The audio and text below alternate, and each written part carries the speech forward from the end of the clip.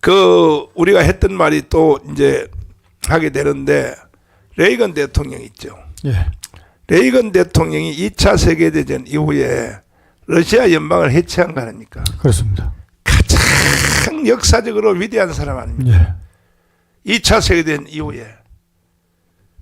그러니까 지금 그 사람은 레이건 대통령은 내가 그 캘리포니아의 그 기념관에 가봤거든요. 예. 그 사람은 조지 워싱턴, 아브라함 링컨 같은 급에 가 있잖아요 지금. 그렇습니다. 예. 최근에 계속되는 미국의 여론조사에서도 예. 그 건국 대통령, 예.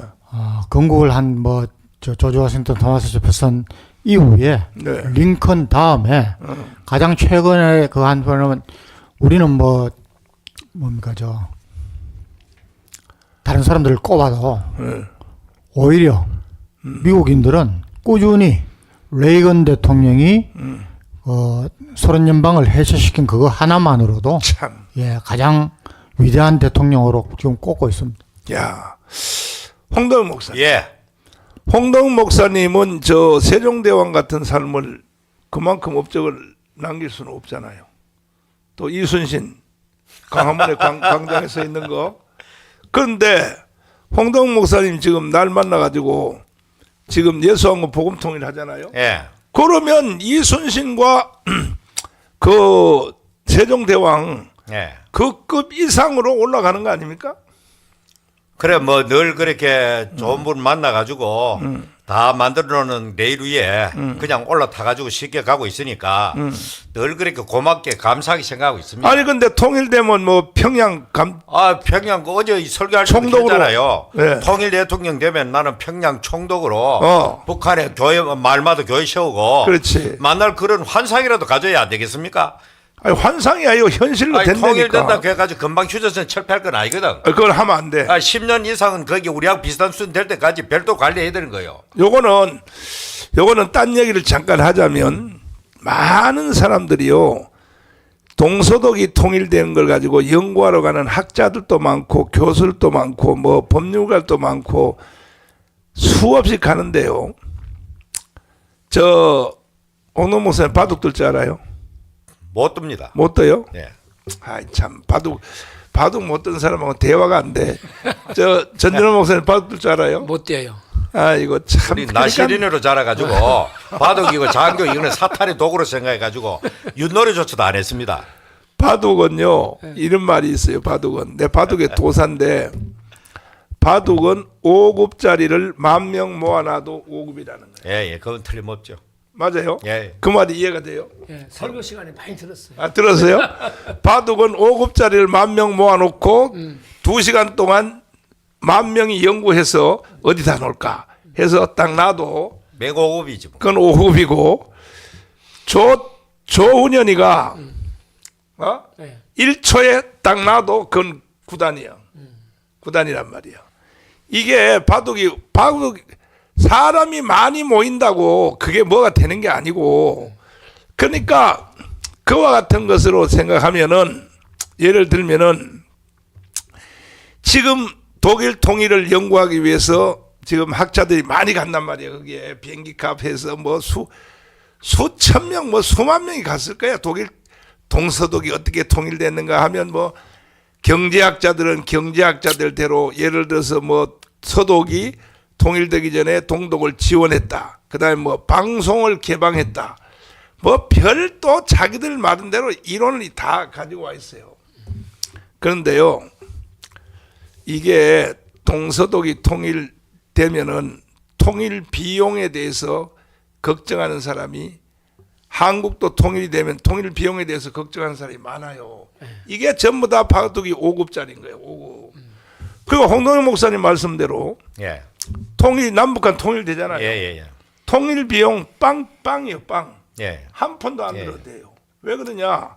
1국가 2체제를 10년을 해야 돼. 그렇습니다. 예. 10년 하면서 우리가 해줄 일은 뭐냐? 세계은행에 지급 보증만 해주면 돼. 예. 만약에 북한이 못 갚으면 우리가 갚는다. 네.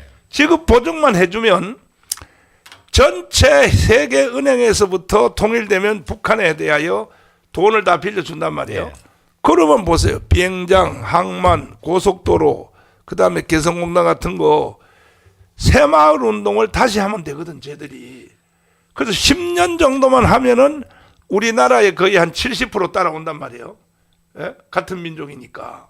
그러니까 통일 비용이 걱정할 필요도 없는데 유튜브 통해서 가끔 또 종편 같은 데서 이렇게 보면은 통일 비용이 뭐 2천조 같은 데는 뭐 내가 그런 사람들을 보면 5급으로 보이는 거예요. 5급으로. 그래 옛날에 10여 년 전에 정 목사님이 주관했는 그 통일에 대해서 토론회를 한 적이 있습니다. 맞아. 내보고 나가라 해가지고 맞아. 거기에 테드 테이블에 대학 총장, 군 장성 출신, 국회의원 출신 한 10명 좀 둘러 앉아가지고 토론을 했어요. 통일 방안에 대해서 미래에 대해서 참 뭐 내 스스로 자랑하기 그렇지만 하도 우리가 거기에 대해서 공유를 했기 때문에 거기서 최종 승자가 제가 된 거예요 그때.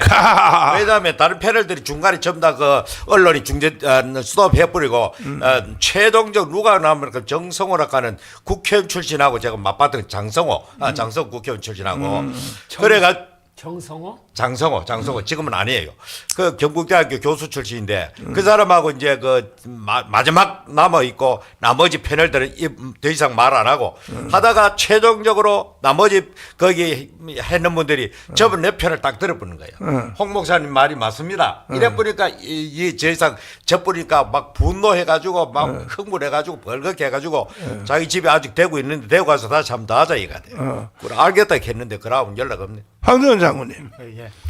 장군님은 이제 작전통이 있고 군세 전략이니까 통일이 된다면 우리나라의 통일 비용이 있잖아요. 한국이 뒤집어 쓴다는 거지.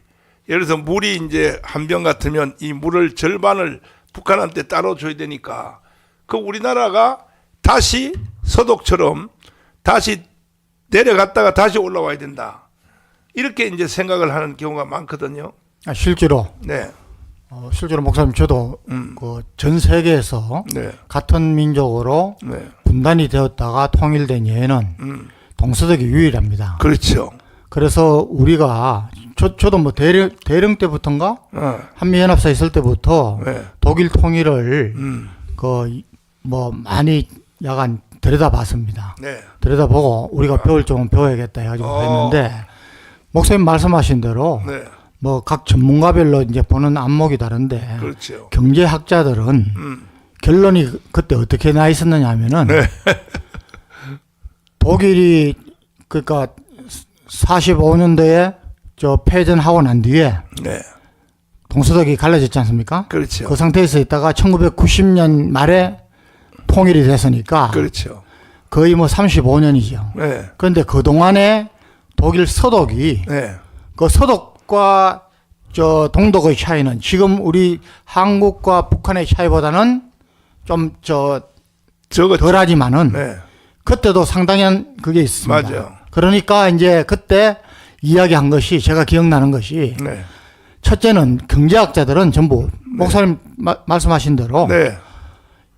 이거 봐라. 그것도 또 제가 본 게 1990년대 후반부터 2000년도에 제가 그 쭉 나온 걸 보면서 이제 저 공부를 했기 때문에 네. 90년대에 통일되고 난 뒤에 통일 후유증을 네. 서독이 엄청나게 네. 앓고 있다. 네. 그게 이제 통일 비용이라는 겁니다. 그렇지. 예. 맞아. 그래서 네. 뭐 경제학자뿐만이 아니라 네.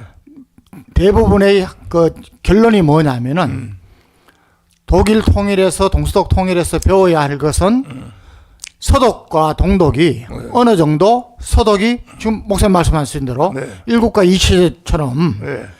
동독을 끌어올려 가지고 네.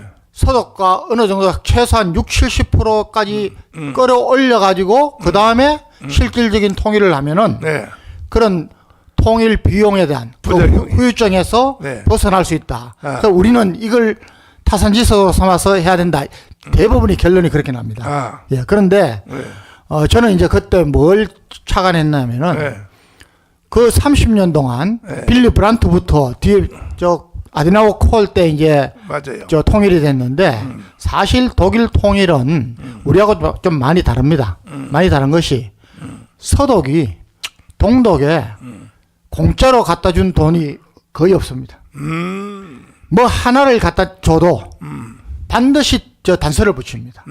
그래서 그러니까 서독 방송을 동베를린도 마찬가지입니다. 서베를린 방송을 열어라. 들으라 하고 듣는 조건 하에서 그걸 감시 감독하는 체제를 만들어 놓고 돈을 갖다 주고 네. 그다음에 실제로 그 동베를린 서베를린 베를린 장벽 무너지기 전까지 네. 오고 가는 왕래를 최대한으로 저 풀어줘라, 통제하지 말고 이런 조건을 다 붙였습니다.